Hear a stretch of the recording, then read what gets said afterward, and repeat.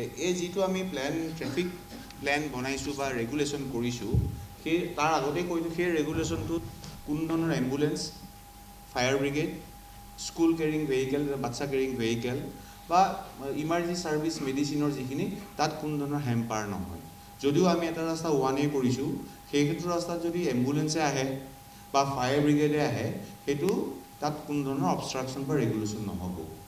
এতিয়া এই যিখন প্লেন বনাইছোঁ আমি, বেচিকেলি শিশু, ষ্টুডেণ্ট, ছিনিয়ৰ চিটিজেন আৰু যিখিনি ফিজিকেলি ডিফাৰেণ্টলি এবল পাৰ্চন, সেইখিনি কাৰণে এই বেছিকৈ প্লেনটো বনোৱা হৈছে। এই প্লেনটোৰ প্ৰথম পইণ্টটো হৈছে যে all type of commercial carrying goods, ই 2 চকা হ'ব পাৰে, 4 চকা বা 6 চকাই হওক, সেইখিনি 3টা বজাৰ পৰা ফ্ৰম 2 PM টিল 12 midnight গুৱাহাটীৰ কিছুমান অঞ্চলৰ আছে, মই কৈ দিছোঁ, যেনে হৈছে GS road, BK Kakati road, AK Azad road, AK Dev road, Kul Basumatary road, doctor Bhupen Hazarika পথ, মৰা ভৰলু পথ, FA road, Dupalia road, Bishnupur road, MG road, AT road, RKC road, Birubari GMCৰ কানেক্টিং যিটো ৰোড আছে, আৰু কাহিলীপাৰা ৰাস্তাটোত দুপৰীয়া 2টা বজাৰ পৰা midnight 12লৈকে 26 আৰু 30 তাৰিখে যান বাহনখিনি বন্ধ থাকিব। 2 চকীয়া, 4 চকীয়া, 6 চকীয়া মালবাহী কঢ়াবোৰখিনি আৰু শ্ল' মুভিং ভেহিকেলছ। 2 নম্বৰ পইণ্টটো হৈছে AK আজাদ ৰোডটো উইল বি এটা ওৱান ৱে হ'ব। যিবিলাক গাড়ী লাল গণেশৰ পৰা টুৱাৰ্ডছ বিৰুবাৰীৰ ফালে গাড়ীবিলাক যাব পাৰিব, কিন্তু বিৰুবাৰীৰ পৰা কোনো ধৰণৰ গাড়ী লাল গণেশৰ ফালে সেইটো AK আজাদ ৰোডত আহিব নোৱাৰিব। আৰু এইখিনি হ'ব 3টা বজাৰ পৰা আমি এই যিটো ৰেগুলেশ্যন কৰিছোঁ, ৰেগুলেশ্যন আমি ইমপ্লিমেণ্ট কৰিম ফ্ৰম 3 PM অনৱাৰ্ডছ। 4:30 বজাৰ পৰা সেই একেটা ৰাস্তাতে যিখিনি গাড়ীৰ পাছ থাকিব, লাইক ড্ৰপ অফ পাছ থাকক বা VIP পাছ থাকক, সেইখিনি গাড়ীহে আমি লাল গণেশৰ পৰা কুল বসুমতাৰী ৰোড, যিটো বৰচাপৰা তিনিআলি, তালৈকে আহিবলৈ দিয়া হ'ব।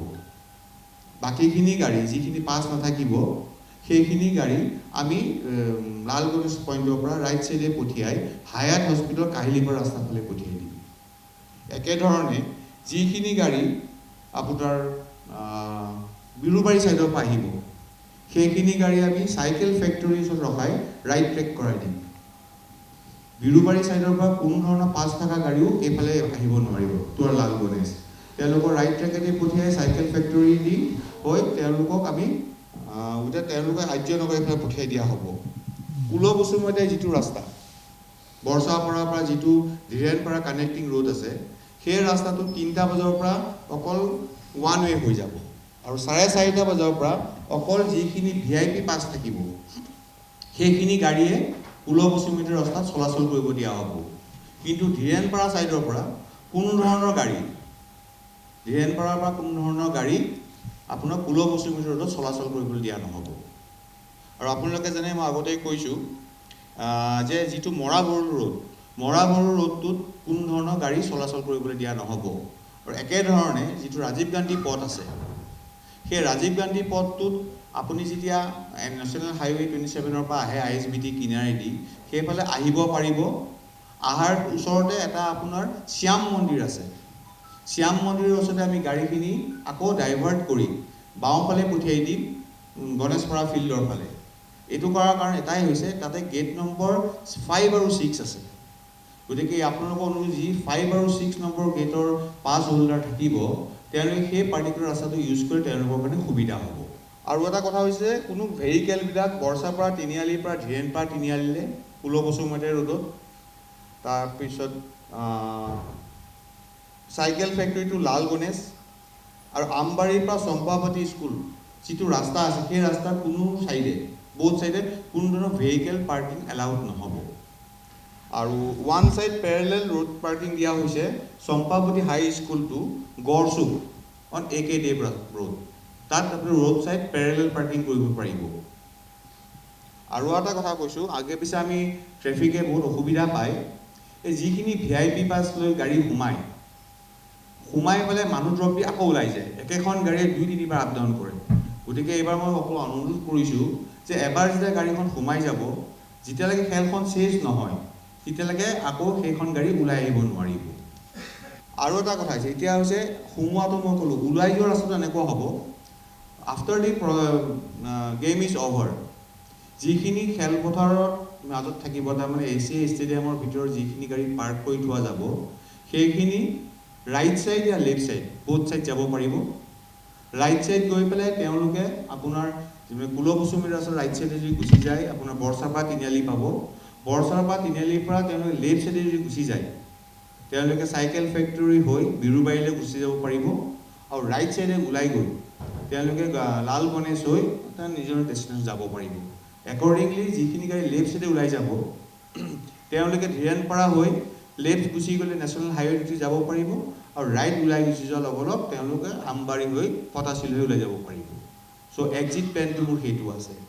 এতিয়ালৈকে মই টোটেল আমাৰ ভিতৰত যিখিনি পাৰ্কিং আছে সেইখিনিতো পাৰ্কিং আছে, তাৰোপৰি মানুহৰ সুবিধাৰ কাৰণে, তাৰমানে স্পেক্টেটৰৰ সুবিধাৰ কাৰণে আমি 11টা পাৰ্কিং প্লেচেছ আইডেণ্টিফাই কৰিছোঁ। ইয়াত মই দি দিছোঁ তাত কিমান কেপাচিটি আছে ভেহিকেলৰ আৰু ডিষ্টেঞ্চ কিমান এছিয়া ষ্টেডিয়ামৰ পৰা। আৰু যদি কিবা অসুবিধা হয় তাত মই জিঅ' টেগো কৰি দিছোঁ, লেট লঙো দিছোঁ। যদি কোনোবাই নাজানে ধৰক লেট লংটো লগালে পাৰ্কিং প্লেচটো তেওঁলোকে আইডেণ্টিফাই কৰি ল'ব পাৰিব। আৰু এটা এইবাৰ মই এড কৰিছোঁ, ইয়াত যিহেতু আপোনালোকে জানে 6খন গেট আছে স্পেক্টেটৰ্ছৰ কাৰণে, 6খন গেটেদি পাব্লিক সোমাব পাৰিব। কোনখন গেটে টিকেট হোল্ডাৰবিলাকে আমি ফিল কৰিছোঁ, আমি দেখা পাইছোঁ বিভিন্ন সময়ত মানুহখিনি বিচাৰি ফুৰে গেটটো কোনটো গেটেদি সোমাম, মই কোনটো গেটেদি সোমাম। গতিকে আপোনালোকৰ অনুৰোধ কৰিছোঁ, আপোনালোকে যদি পাব্লিচিটি যদি ভালকৈ দি দিয়ে, যেনে গেট নম্বৰ 1A এইটো অকল টিম সোমাব আৰু PMOA player match officials area, তাত অন্য কোনো মানুহে এণ্ট্ৰি নহয়। গেট নম্বৰ 1B যিখিনি কাৰ পাছ ACA প্ৰভাইড কৰিব, যাৰ পাছখিনি যাৰ থাকিব তেওঁলোকে 1B দি সোমাব আৰু সেইখন দি কমেণ্ট্ৰেটৰসকল সোমাব। গেট নম্বৰ 2 সেইটো আছে বৰচাপাৰা ৰাস্তাত। সেই ৰাস্তাত সোমাবৰ কাৰণে আপোনাৰ হ'ব AK আজাদ ৰোড আহিব, AK আজাদলৈ বাওঁফালে ঘূৰিলে বৰচাপাৰা তিনিআলি আৰু তাৰপৰা বৰচাপাৰা আপোনাৰ ষ্টেডিয়ামত সোমাব গেট নম্বৰ 2ৰ কাৰণে। গেট নম্বৰ 3 এইটো RG বৰুৱা পথ বুলি কয়, য'ত আছে গেটখন, সেইটো সোমাব বৰচাপাৰা তিনিআলি, তাৰপৰা লেফ্ট টাৰ্ণ লৈ ল'লেও RG বৰুৱাৰ ৰাস্তাটো পায়। গেট নম্বৰ 4 হৈছে ৰলিং মিল ফিল্ড, সেইটো আপোনাৰ যে লাল গণেশ পাৰ হৈ আহিয়ে আপোনাৰ ৰলিং মিল তিনিআলিৰ পৰা লেফ্ট ছাইডে সোমাই গ'লে হ'ল। এতিয়া কথাটো হৈছে ছাপ'জ এজন মানুহৰ গেট নম্বৰ 2 বা 3 পাছ আছে, 4ত 3 তেওঁলোকে ৰলিং মিলত গাড়ীখন থৈ আহিব পাৰিব, কাৰণ ইয়াত সোমাই যোৱাৰ পিছত পাৰ্কিং নাই। তেওঁলোকে বৰচাপাৰা তিনিআলিত দেখি যদি কাৰ পাছ ড্ৰপ অফ আছে, তেওঁ গাড়ীখন গোটেইখন ঘূৰি ফুৰিব লাগিব। কোনোবাই যদি আহে সেইফালে আহি ৰলিং মিলৰ ফিল্ডত যাৰ ড্ৰপ অফ পাছ থাকিব, তেওঁ গাড়ীখন থৈ তাৰপৰা হাৰ্ডলি আপোনাৰ 700 বা 800 মিটাৰ হয় এছিয়া ষ্টেডিয়াম। আৰু গেট নম্বৰ 5 আৰু 6 যিহেতু অলৰেডি মোক ACA যিটো জনাইছে গেট নম্বৰ 7খন কিবা কাৰণে তেওঁলোকে বন্ধ ৰাখিছে এইবাৰ, গতিকে গেট নম্বৰ 5 আৰু 6ৰ কাৰণে চবতকৈ ইজিয়েষ্ট ৰাস্তাটো হৈছে তেওঁলোকে ISBTৰ পৰা যিটো নতুনকৈ বনোৱা ৰাস্তা আছে ডক্টৰ ভূপেন হাজৰিকা পথ, সেই পথেদি সোমাই আহি শ্যাম মন্দিৰৰ ওচৰত গাড়ীখিনি ডাইভাৰ্ট কৰাই দিয়া হ'ব। তাৰ ওচৰতে গেট দুখন আছে, তাৰ ওচৰত ফিল্ড দুখন আছে, দতলপৰা ফিল্ড আছে, গণেশপৰা ফিল্ড আছে, তাত গাড়ীখিনি ৰাখি তেওঁলোকে 5 আৰু 6তে আহিব পাৰে। কেতিয়াবা এনেকুৱা হয় 5 আৰু 6ৰ মানুহজন বৰচাপাৰাত চাৰিআলি সোমাই দিয়ে, সোমাই দি মেইন কুলকুচুমী ৰাস্তাটোত ঘূৰি ফুৰে, কাৰণ বহুত দূৰ তেওঁলোক আকৌ আগুৱাই যাব লাগে। এইখিনি যদি আপোনালোকে এবাৰ পাব্লিচিটি দি দিয়ে, তেতিয়া যিখিনি আমাৰ স্পেক্টেটৰৰ সুবিধা হ'ব।